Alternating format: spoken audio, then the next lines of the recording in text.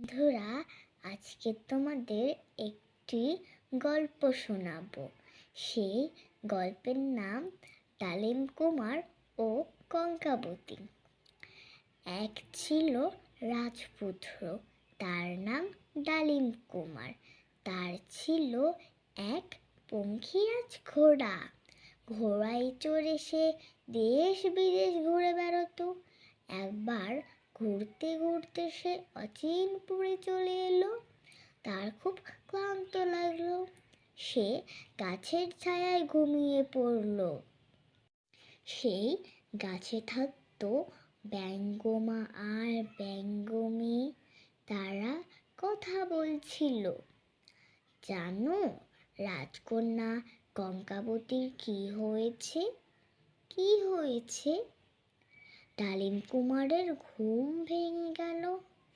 সে এখন রাক্ষসপুরীতে বন্দী আছে। কি সর্বনাশ! ডালিম কুমার ভাবল, রাক্ষসপুরী এখান থেকে অনেক দূরে, 7 সাগর 13 নদীর ওপারে। কঙ্কাবতীকে বাঁচাতে হবে।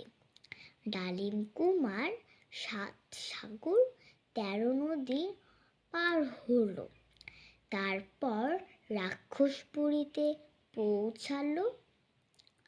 ওঠো কঙ্কাবতী।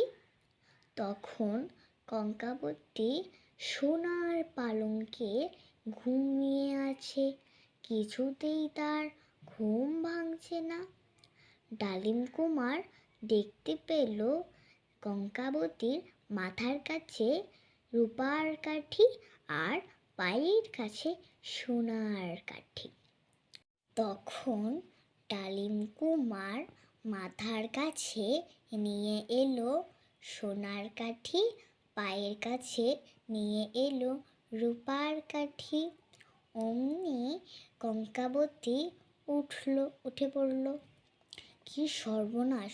এক্ষুনি তো রাক্ষস চলে আসবে। হাউ মাউ খাও।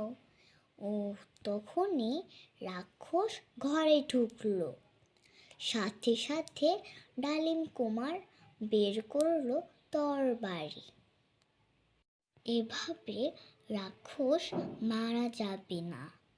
রাক্ষসের প্রাণ আছে একটি টিনের কৌটার ভেতরে। ডালিম কুমার জানে না সেই টিনের কৌটা কোথায় আছে। তোমার তরবারি আমার কাছে দাও। কঙ্কাবতীর ছিল অনেক সাহস। সে তখন পালঙ্কের নিচ থেকে বের করলো একটা টিনের কৌটা। তখন কৌটাটা খুলতেই বেরিয়ে এলো একটা ভ্রমর। তখন কঙ্কাবতী তরবারি দিয়ে কেটে ফেলল ভ্রমরটাকে, খেচাং। তারপর ডালিম কুমার ও কঙ্কাবতী বেরিয়ে এলো রাক্ষসপুর থেকে। আজকে এই পর্যন্তই। এখানে গল্প শেষ। সবাই কমেন্ট বক্সে জানাবেন আমার গল্পটা কেমন হয়েছে। Tata, bye bye.